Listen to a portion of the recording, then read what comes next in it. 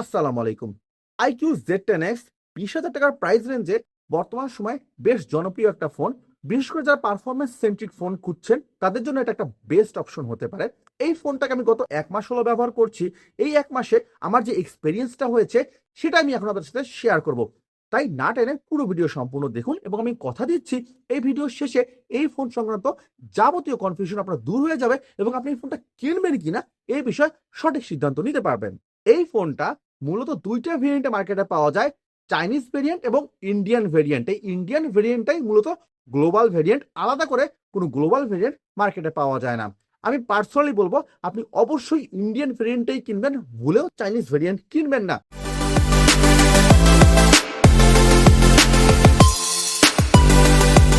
এই হলো ফোনের বক্সটি। এটি মূলত গ্লোবাল ভেরিয়েন্ট বা ইন্ডিয়ান ভেরিয়েন্ট। আর আপনার এখানে আপনার ম্যানুফ্যাকচার ডেট দেওয়া আছে, ফোনটা কবে তৈরি হয়েছে। আর আপনার বক্সের পেছনে এইখানে যে আইএমইআই নাম্বার দেওয়া আছে, আপনি অবশ্যই ফোন কেনার আগে এই আইএমইআই নাম্বারটা নেটে বসিয়ে দেখে নেবেন আপনার ফোনটা অ্যাক্টিভেট করা হয়েছে কিনা। বক্সের ভিতরে পেয়ে যাবেন 44 ওয়াটের একটি ফ্ল্যাশ চার্জার। আমি এখানে চার্জার আউটপুটটা আপনাদের দেখিয়ে দিচ্ছি। USB type B to type C একটি চার্জিং কেবল।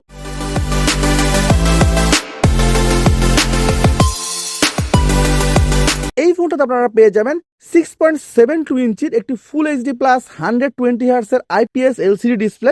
এই ডিসপ্লেটার ব্রাইটনেস সর্বোচ্চ 1050 নিটস পর্যন্ত যেতে পারে। উপরে রয়েছে একটা 8 মেগাপিক্সেলের ফ্রন্ট ক্যামেরা। আপনি পেছনের দিকে যখন দেখবেন মনে হবে যে তিনটা ক্যামেরা আছে, কিন্তু না, এখানে মূলত দুটো ক্যামেরা। 50 মেগাপিক্সেলের মেইন ক্যামেরা, এটা 2 মেগাপিক্সেলের একটা হচ্ছে ম্যাক্রো ক্যামেরা, আর এটা হচ্ছে সেন্সর, এটা ফ্ল্যাশ লাইট, এটা হচ্ছে ring light plus notification light. এই ফোনে কিন্তু কোনো আলট্রা ওয়াইড ক্যামেরা দেয়া নেই। আপনার নিচের দিকে যখন আপনি দেখবেন তখন আপনি এখানে পেয়ে যাবেন এটা হচ্ছে স্পিকার কাট আউট, এটা হচ্ছে টাইপ সি চার্জিং পোর্ট এবং এটা হচ্ছে মাইক্রোফোনের জন্য ছিদ্র। এই ফোনটা আপনার 44 ওয়াট ফাস্ট চার্জিং সাপোর্ট করে। আর আপনার এদিকে রয়েছে আপনার সিম কার্ড ট্রে। এই ফোনে আপনি দুটো ন্যানো সিম ব্যবহার করতে পারবেন। এই ফোনে কিন্তু আপনার কোনো মেমোরি কার্ড স্লট দেওয়া নেই। উপরের দিকে আপনার পুরোটাই ফাঁকা, এখানে কিন্তু কোনো সেকেন্ডারি নয়েজ ক্যান্সেলেশন মাইক দেওয়া নেই। আপনার এদিকে রয়েছে আপনার ফিঙ্গারপ্রিন্ট সেন্সর, পাশাপাশি volume up and down button.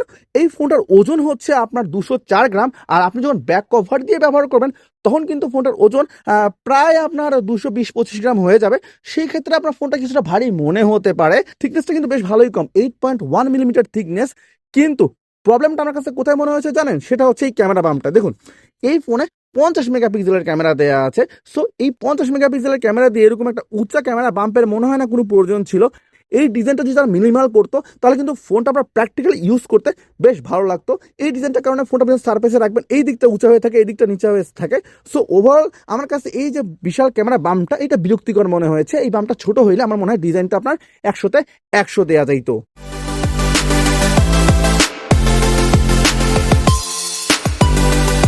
এই ফোনটাতে দেওয়া আছে 6.72 ইঞ্চির একটি ফুল এইচডি প্লাস 120 হার্টসের আইপিএস ডিসপ্লে।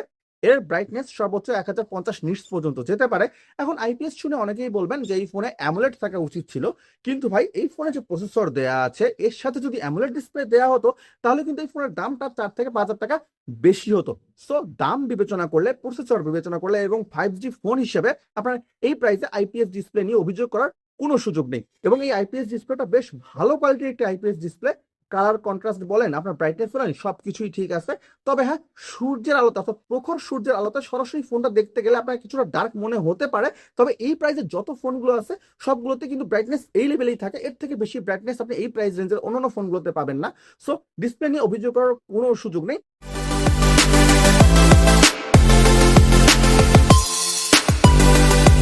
এই ফোনে দেওয়া আছে ডায়মন্ডসিটি 7300 প্রসেসর, 4 ন্যানোমিটারে তৈরি একটি প্রসেসর। 2024 সালে প্রসেসরটা লঞ্চ হয়েছিল। LPDDR4X র্যাম এবং UFS 3.1 স্টোরেজ। এর আপনার আনটুটু বেঞ্চমার্ক স্কোর 7,08,000-এর মতো যায়। তবে আনটুটু বেঞ্চমার্ক দিয়ে কখনো ফোনের পারফরমেন্স বিবেচনা করা যায় না। আমি রিয়েল পারফরমেন্সের কথা বলবো। দেখুন, এই ফোনটা আপনার এই প্রাইস রেঞ্জে আপনাকে বেস্ট পারফরমেন্স দিবে। এক কথায় বেস্ট পারফরমেন্স। আপনি 20,000 টাকা দিয়ে যে কোনো ফোন কিনেন না কেন, এই ফোনে আপনি যে পারফরমেন্স পাবেন তা ওই ফোনগুলোতে পাবেন না। বিজিএমআই সর্বোচ্চ আপনি এখানে 60 এফপিএস পর্যন্ত আনলক পাবেন। হয়তো ফিউচারে তারা আপডেট দিয়ে এখানে 120 এফপিএসটা আপনার আনলক করে দিবে। তো বর্তমানে 60 এফপিএস পর্যন্ত খেলা যায় এবং গেম খেলার সময় ফোনটা কিন্তু হিট হয় না, কারণ এখানে বেশ বড়সড় একটা গ্রাফাইট কুলিং চেম্বার ব্যবহার করা হয়েছে। সো গেমিং এর সময়ও ফোনটা আপনার অতিরিক্ত হিট হয় না। বা আপনার ক্যামেরা দিয়ে আপনি যখন ছবি তুলবেন বা অন্য কোনো কাজ করবেন। এই ফোনটাতে আমি কখনো ওভারহিটিং জনিত কোনো ইস্যু পাইনি। সো গেমিং, ওভারহিটিং, পারফরমেন্স সবকিছুর দিক থেকে এই ফোনটা আপনার 100 তে 100, এই প্রাইস দিয়ে এটা আপনাকে বেস্ট পারফরমেন্স দিবে।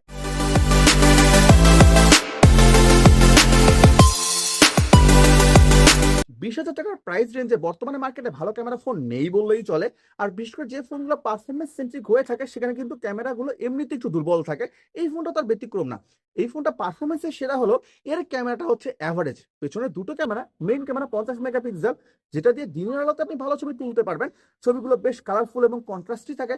বাট আলো কমে গেলে বা আর্টিফিশিয়াল লাইটে এর ক্যামেরার ছবিগুলো অতটা ভালো হয় না এবং আপনার ছবিতে ডিটেলের পরিমাণ কমে যায়, ছবিগুলো স্মুথ হয়ে যায়, আপনার হচ্ছে ছবিতে নয়েজ এবং গ্রেনের দেখা পাওয়া যায়।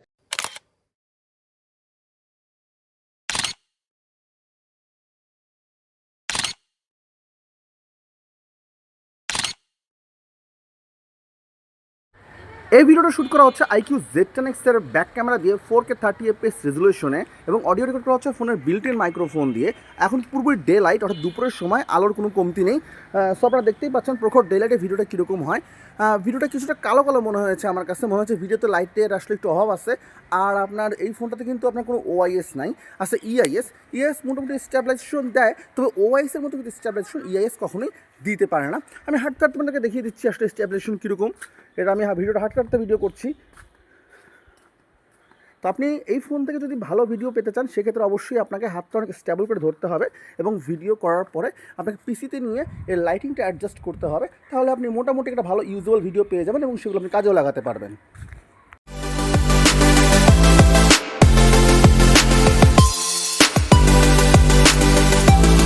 এই ফোনটার আরও একটা স্ট্রং পয়েন্ট হলো এর ব্যাটারি। এই ফোনে দেওয়া আছে 6650 এমএএইচ-এর একটা বিশাল ব্যাটারি।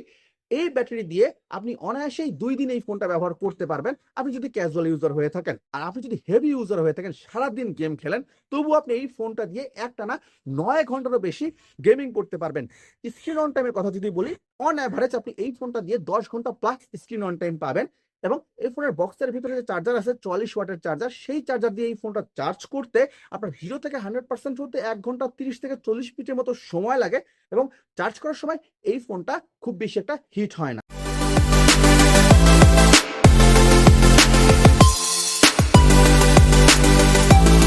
এই ফোনটার নেটওয়ার্ক রিসেপশন এবং কল কোয়ালিটি বেশ ভালো। ঘরে হোক, বাইরে হোক বা হাইওয়েতে হোক, আমি নেটওয়ার্ক জনিত কোনো সমস্যা ফেস করিনি এবং এর কল কোয়ালিটিও বেশ ক্লিয়ার। পাশাপাশি এই ফোনটাতে আপনি অটো কল রেকর্ডিং করতে পারবেন এবং অপর প্রান্তে জানাই দিবে না কলটা রেকর্ড করা হচ্ছে।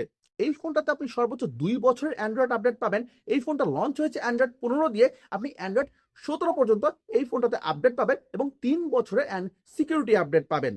আপনি এই ফোন দিয়ে ইউটিউবে 4K 60fps পর্যন্ত ভিডিও স্মুথলি প্লে করতে পারবেন। 4K 60fps ভিডিও প্লের ক্ষেত্রে কোনো ধরনের আটকাটকি আমি ফেস করিনি।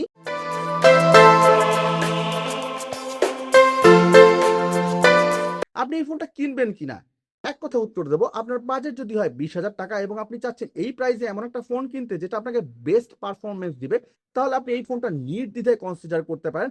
এই ফোনটা আপনি যদি আজকেও কিনেন, আগামী 3 বছর পর্যন্ত আপনি এই ফোনটা থেকে খুব ভালো পারফরমেন্স পাবেন, কারণ আপনার UFS 3.1 স্টোরেজ এবং আপনার হচ্ছে যে প্রসেসরটা আছে, এই সবগুলো মিলে আপনি অন্তত 3 বছর এই ফোনটা নিশ্চিন্তে ব্যবহার করতে পারবেন। তবে একটা জিনিস খেয়াল রাখবেন, এর ক্যামেরাটা কিন্তু অ্যাভারেজ। সো আপনার যদি ক্যামেরা প্রায়োরিটি হয়ে থাকে সেক্ষেত্রে আপনি স্যামসাং M35 কনসিডার করতে পারেন। সো বন্ধুরা, এই ছিল আমার ভিডিওটা।